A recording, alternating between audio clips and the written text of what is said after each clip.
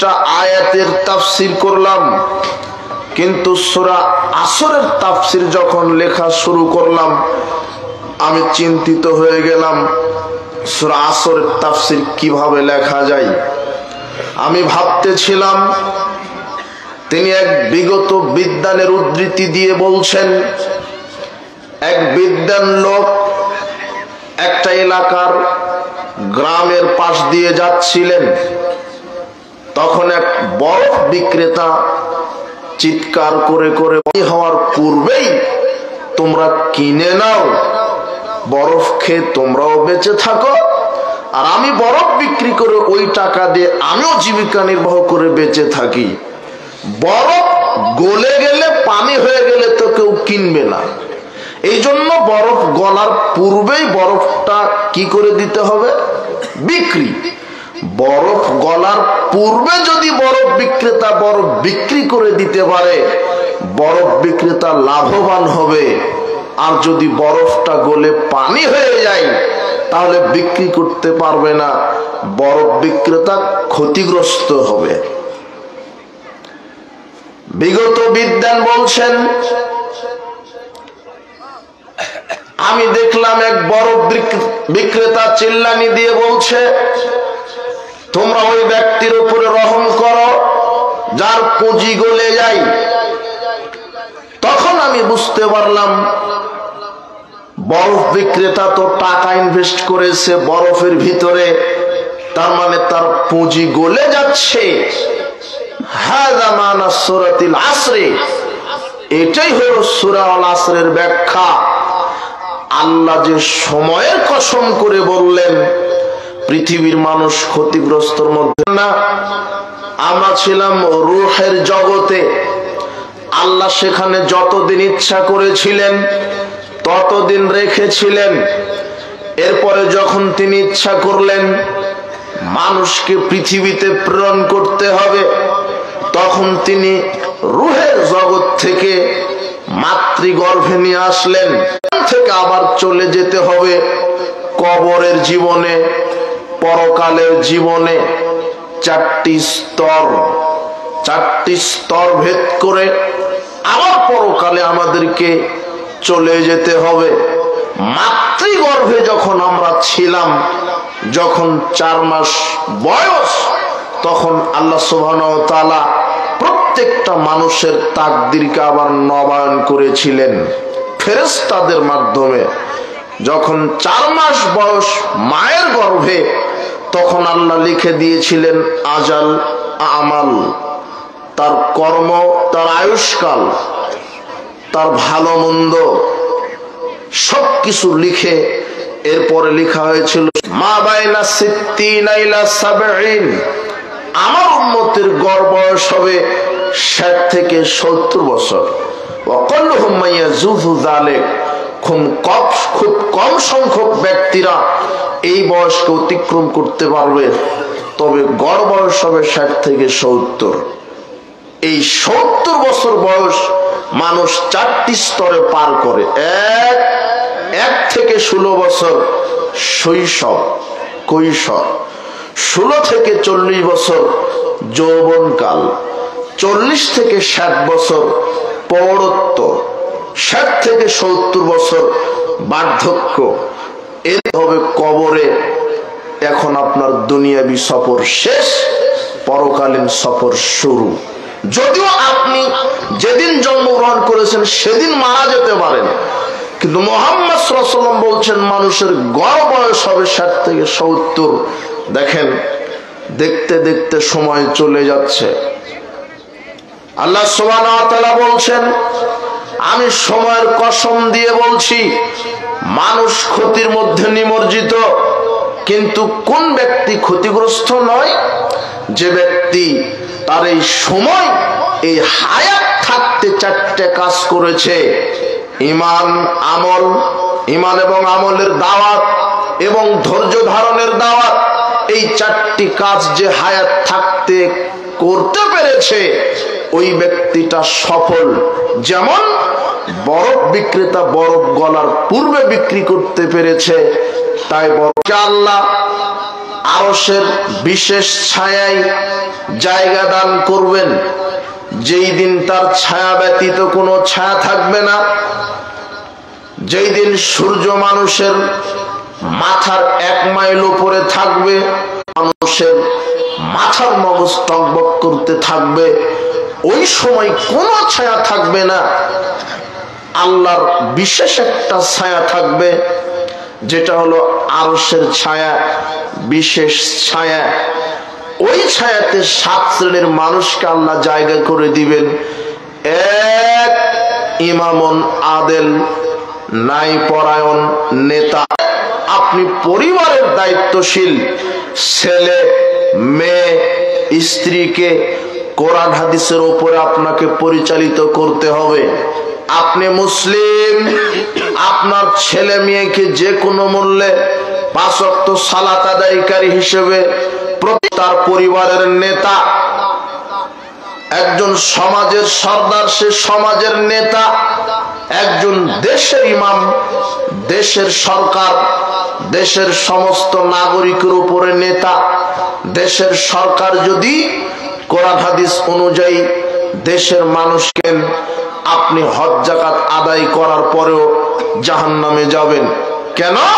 আল্লাহর নবী বলছেন 3 শ্রেণীর মানুষ জান্নাতে যাবে না। সালাসাতুন কাদ হারামাল্লাহু আলাইহিমুল জান্নাহ, ওই ব্যক্তি দায়ুস। আপনি হজ যাকাত আদায় করেন তো কি হয়েছে? আপনার বেটি, আপনার মেয়ে যদি ল্যাংটা হয়ে ঘুরে, আপনি 14 বার হজ করে জান্নাত হবে না। কেন? আপনার মেয়ে, আপনার স্ত্রী ল্যাংটা। মানুষের গীবত করা যাবে না, কোনো গান বাজনা জেনা ব্যভিচারে লিপ্ত হওয়া যাবে না।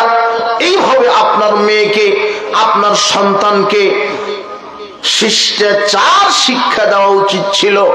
আম্মু ঘুমানোর সময় ওযু করে আল্লাহুম্মা বিসমিকা আমুতু আহিয়া এই বলে ঘুমাতে হবে, ঘুম থেকে উঠতে হবে দোয়া বলে খাওয়া। আপনার স্ত্রী যখন এইভাবে শরীয়ত লঙ্ঘিত কাজ করে চলবে, ওই সময় যদি আপনি কিছু না বলেন, ভালো কাজের আদেশ না করেন, মন্দ কাজের নিষেধ যদি না করেন, তাহলে আপনার হজ যাকাত আদায় করেও জান্নাত হবে না।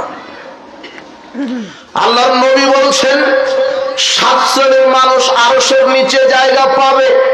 তার এক, যারা ন্যায়পরায়ণ নেতা, পরিবারের নেতা আপনি, সমাজের নেতা আপনি, রাষ্ট্রের নেতা আপনি। আপনি যদি আপনার অধীনস্থ কর্মচারীদেরকে কোরআন এবং সহিহ হাদিসের আলোকে পরিচালনা করতে পারেন, আল্লাহ আপনাকে জান্নাতুল ফেরদাউস দান করবেন।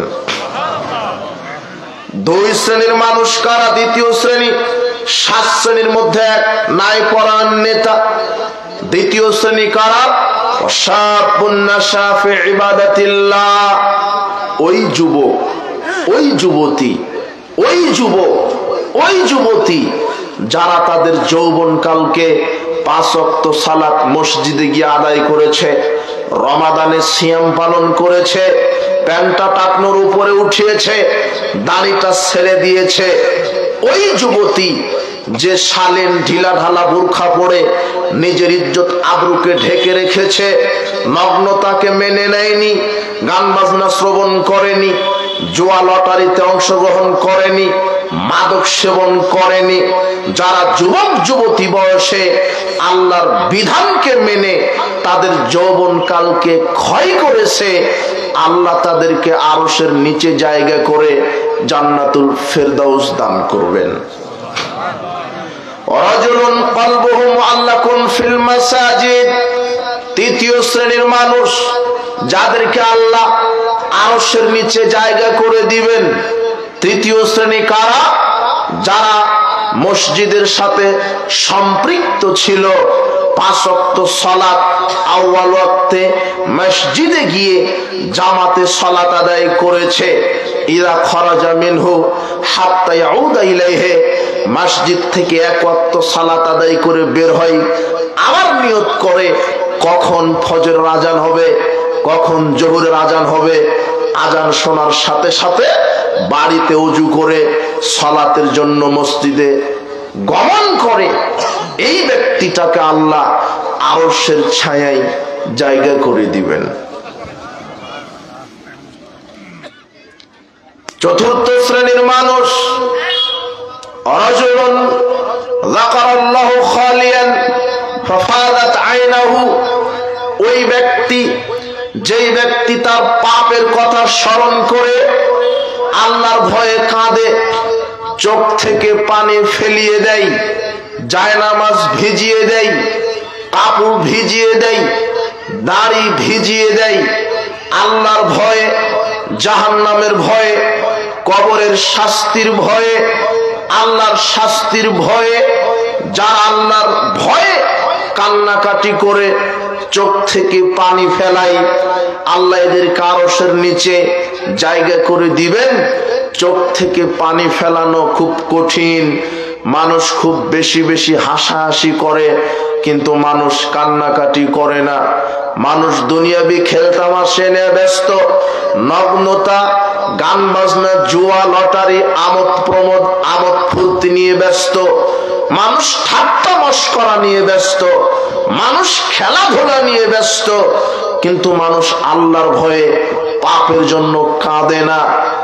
যদি কেউ আল্লাহর ভয়ে কেঁদে চোখ থেকে পানি ফেলিয়ে দেয়, আল্লাহর নবী বলছেন আইনানে লা তামাসসুহুমান নার, দুইটা চক্ষু আছে যেই চক্ষু জাহান্নামের আগুন স্পর্শ করবে না।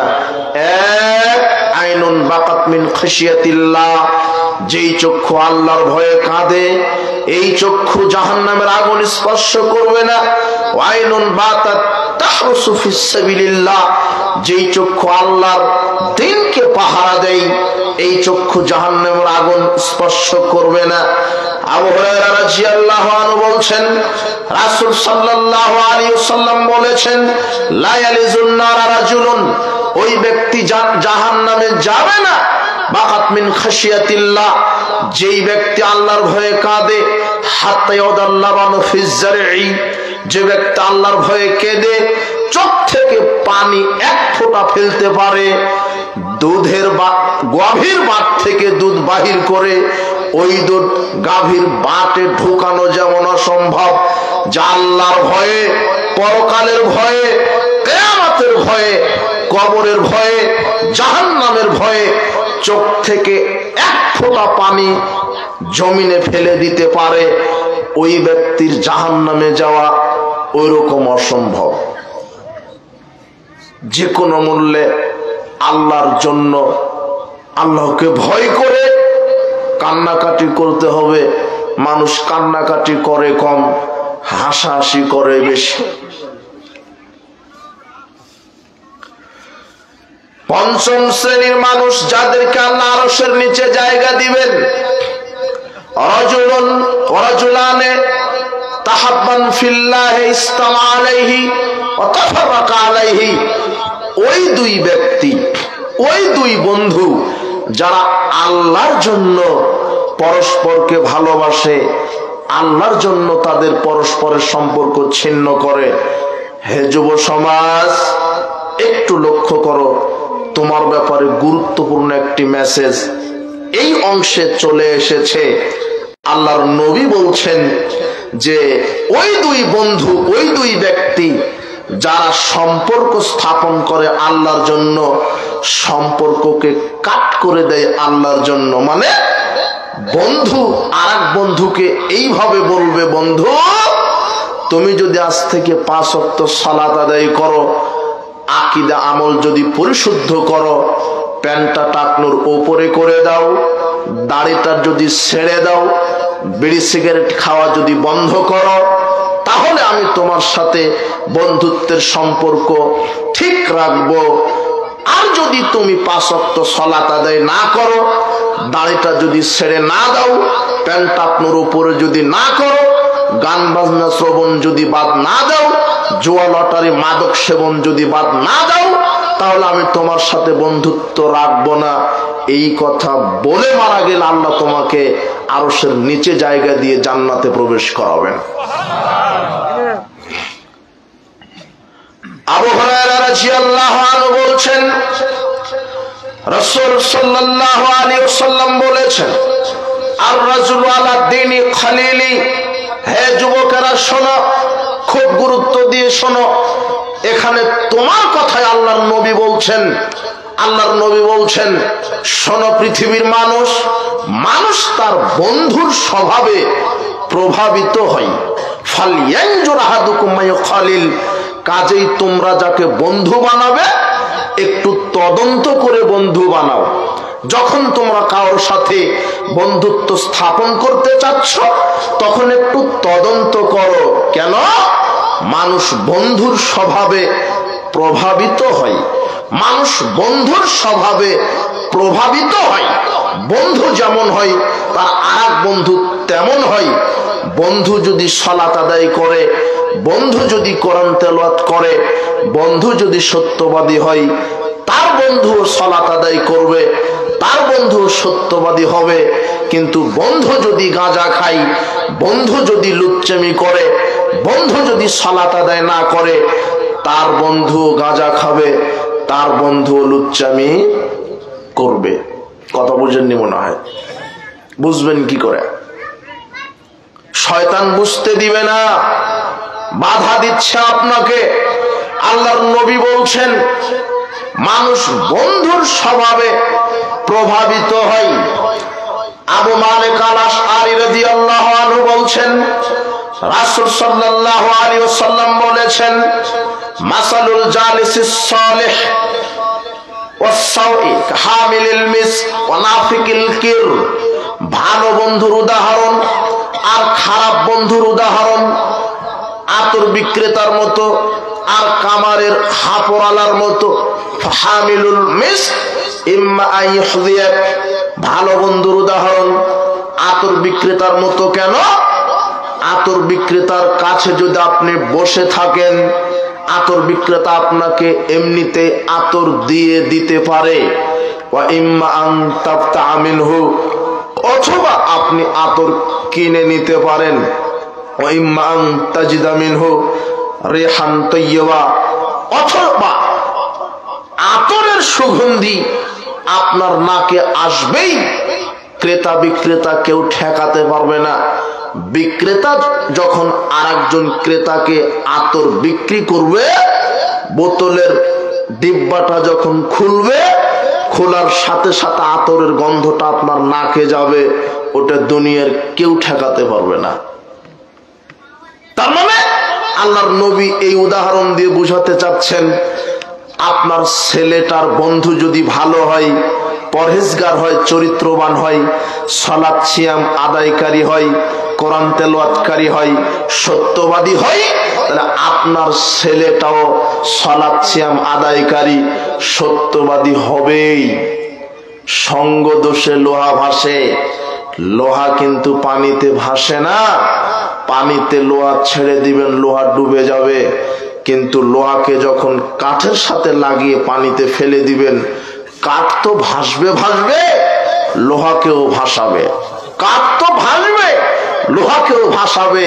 তাই তো আল্লাহর নবী বলছেন মানুষ তার বন্ধুর প্রভাবে প্রভাবিত হয়। আপনার ছেলে যদি গাঁজাখোরের সাথে ঘুরে, গাঁজাখোর তো গাঁজা খাবে খাবে, আপনার ছেলেকেও দুই পুরা গাঁজা খাইয়ে দিবে। কথা বুঝেননি মনে হয়? আপনার ছেলে যদি একজন লুচ্চা বন্ধুর সাথে ঘুরে, সে তো লুচ্চামি করবে করবে, আপনার ছেলেকে দিয়েও করাবে। সঙ্গ দোষে লোহা ভাসে। নাফিকুল কির, খারাপ বন্ধুর উদাহরণ কামারের হাপড় আলার মতো। আয়ুরিকা থিয়াবাক, কামারের হাপড় শালায় যখন আপনি বসে থাকবেন, আগুনে সে আপনার পোশাককে জ্বালিয়ে দিবে। ওয়াইমান তাবতা ওয়াইমান তাজিদা মিনহু রিহান খাবিসা, আগুন যদি আপনার পোশাককে পুড়িয়ে নাও দেয়, অন্তত ধোঁয়া আপনার নাকে মুখে লাগবেই। ধোঁয়া আপনি প্রতিরোধ করতে পারবেন না। ঠিক আল্লাহর নবী বলছেন যে খারাপ বন্ধুর সাথে যদি আরেকজন বন্ধু ঘুরে, তাহলে ও খারাপ হয়ে যাবে। মানুষ তার বন্ধুর প্রভাবে প্রভাবিত হয়ে থাকে। হে যুব সমাজ, তোমরা এমন কাউকে বন্ধু বানায়ো না। আল্লাহর নবী বলছেন, ওয়ালা তুসাহিব ইল্লা মুমিনান, মুমিন ছাড়া কাউকে তোমরা বন্ধু বানায়ো না।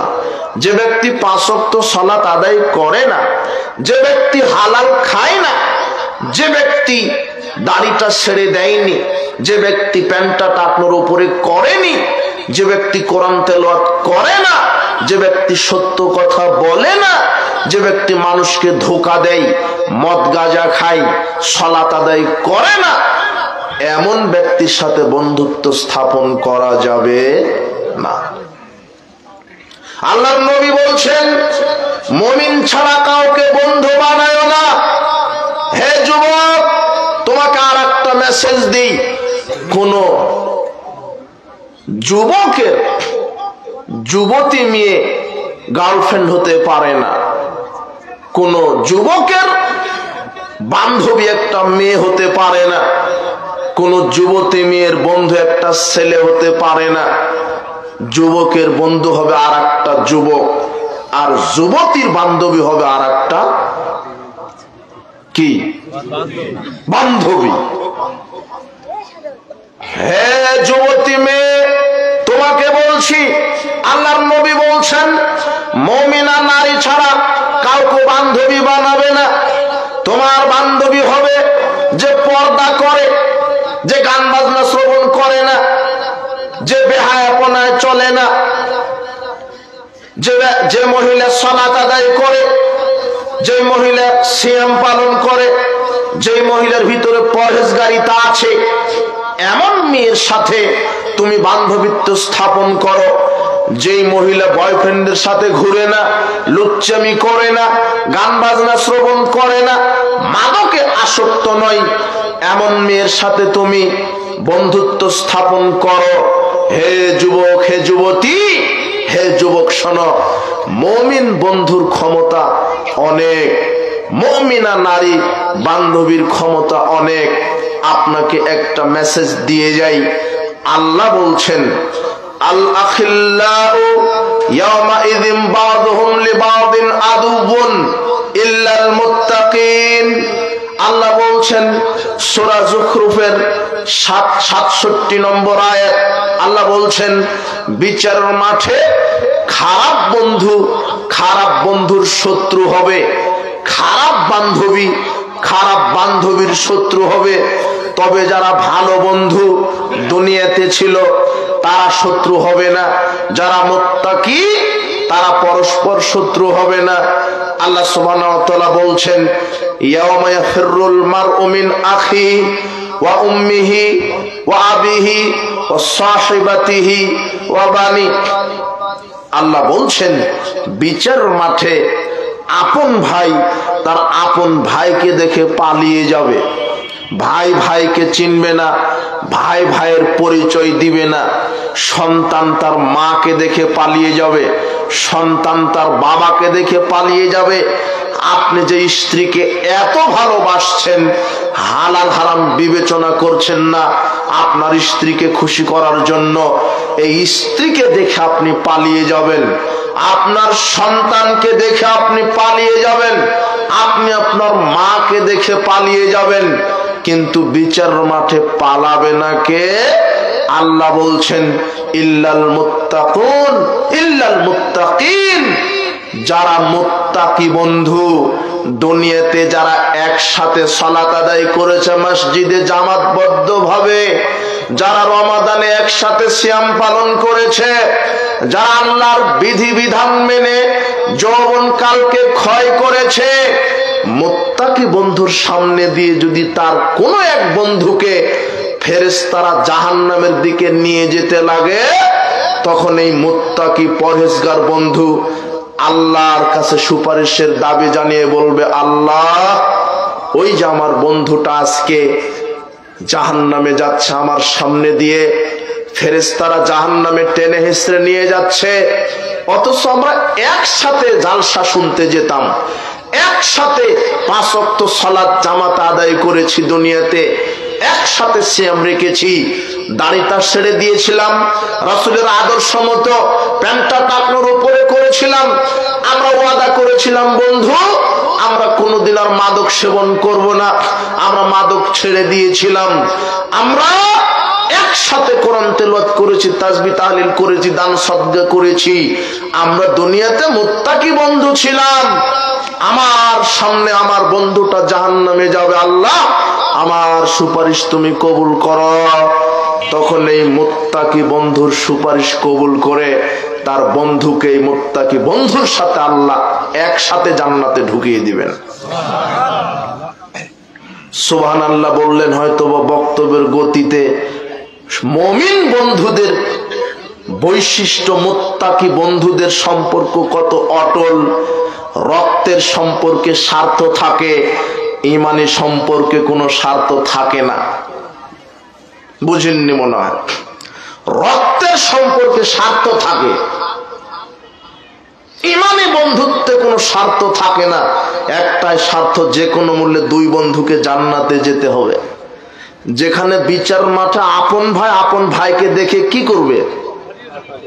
যেখানে মাকে দেখে সন্তান, বাপকে দেখে সন্তান পালিয়ে যাবে। কিন্তু এই দুনিয়াতে যদি তুমি পরহেজগার মুত্তাকি ব্যক্তির সাথে বন্ধুত্ব স্থাপন করো, এই বন্ধু তোমার ভাই পিতা মাতার মতো হবে না। এই বন্ধু তোমাকে না নিয়ে জান্নাতে প্রবেশ করবে না। কিন্তু তোমার বন্ধু মানে যে যত বেশি গাঁজা খেতে পারে সে তোমার তত আপন বন্ধু, যে যত লুচ্চামি করতে পারে সে তোমার তত আপন বন্ধু। যেই মহিলা বেহায়ার মতো ঢং ঢং করে ঘুরতে পারে ওর বান্ধবীর অভাব নেই। হে যুবতী মেয়ে সাবধান, হে যুবক তুমি সাবধান। তুমি তোমার যৌবন কালকে কিভাবে মূল্যায়ন করছো? আল্লাহর নবী বলছেন 7 শ্রেণীর মানুষকে আরশের নিচে জায়গা দিবেন। আল্লাহর জন্য যারা বন্ধুত্ব স্থাপন করে, আল্লাহর জন্য যারা বন্ধুত্ব কাট করে। আব্দুল্লাহ ইবনে মাসউদ রাদিয়াল্লাহু আনহু বলছেন রাসূল সাল্লাল্লাহু আলাইহি ওয়াসাল্লাম বলেছেন, লা তাযালু তায়ফাতুম মিন উম্মতি। আব্দুল্লাহ ইবনে মাসউদ রাদিয়াল্লাহু আনহু বলছেন রাসূল সাল্লাল্লাহু আলাইহি ওয়াসাল্লাম বলেছেন, লা তাযালু কাদাম ইবনে আদম ইয়াউমাল কিয়ামা হাত্তা ইসলাম খামসিন। বিচারের মাঠে আদম সন্তানের পা আল্লাহ নাড়াতে দিবেন না 5টি জিজ্ঞাসা না করা পর্যন্ত। এক, আন উমরিহি, মানুষকে আল্লাহ জিজ্ঞাসা করবেন তার সারা জীবন সম্পর্কে। ফিমা আফনাহু, আপনি কিভাবে ব্যয় করেছেন। সারা জীবন আল্লাহর সামনে আপনাকে বুঝাতে হবে। ওয়াং শাবাবিহি ফিমা আবলাহু, আপনার যৌবনকাল সম্পর্কে, আপনি যৌবনকালকে কিভাবে ক্ষয় করে ফেলেছেন। ওয়ান মালিহি মিন আইনা ইকতাসাবাহু, আপনার সম্পদ কিভাবে আপনি ইনকাম করেছেন। ওয়াফিমা আনফাকাহু, আপনার সম্পদ আপনি কিভাবে ব্যয় করেছেন। ওয়ামাযা আমিলা ফিমা আলিমা, আপনার আমল জ্ঞান অনুযায়ী কত আমল করেছেন। শুধু জানলে হবে না, জানা অনুপাতে কি করতে হবে? আমল। 5টি জিজ্ঞাসা সারা জীবন বোঝাতে হবে। 2, যৌবন জীবন, যৌবন কাল বোঝাতে হবে, যুবতী কাল বোঝাতে হবে। হ্যাঁ যুবক যুবতী, তোমরা যৌবন কালে পাপকে পাপ মনে করছো না। আল্লাহ বিচারের মাঠে উঠিয়ে বলবেন, ইউতাবিল আবদি ইয়াউমাল কিয়ামা, কিয়ামতের মাঠে আল্লাহ মানুষকে উঠিয়ে বলবেন, আলাম আজআল লাকা সামআন ওয়া বাসারান ওয়া ওয়ালাদান ওয়া মালান, আমি কি তোমাকে চক্ষু দিয়েছিলাম না? আমি কি তোমাকে হাত পা দিয়েছিলাম না? আমি কি তোমাকে সময় যৌবন দিয়েছিলাম না? আমি কি তোমাকে স্ত্রী ছেলে মেয়ে সম্পদ দিয়েছিলাম না? এগুলি কি কাজে ব্যয় করেছ? চোখ কি কাজে ব্যয় করেছেন? হাত কি কাজে ব্যয় করেছেন? পা কি কাজে ব্যয় করেছেন? আপনার যৌবনকাল, আপনার সম্পদ, আপনার শক্তি কি কাজে ব্যয় করেছেন? আল্লাহ বিচার মাঠে সবকিছু হিসাব নেবেন। যুবক, তুমি সচেতন হও, তুমি সতর্ক হও। তোমার হাত পা চক্ষু কর্ণকে আল্লাহ জিজ্ঞাসা করবেন। সেদিন আল্লাহ মুখকে বন্ধ করে দিবেন, হাত কথা বলবে, পা সাক্ষ্য দিবে। হাত দিয়ে কি পাপ করেছো, পা দিয়ে কি পাপ করেছো, মুখ দিয়ে জিহ্বা দিয়ে কি পাপ করেছো, লজ্জাস্থানের মাধ্যমে কি পাপ করেছো, সব টক টক করে কথা বলবে। কিভাবে যৌবনকালকে ক্ষয় করলেন? গান বাজনা শ্রবণ করে, মদ পান করে, জেনা ব্যভিচার করে, মাদক সেবন করে, জুয়া খেলে, মানুষকে পিটিয়ে আপনার যৌবনকাল যদি এইভাবে আপনি কাটিয়ে থাকেন,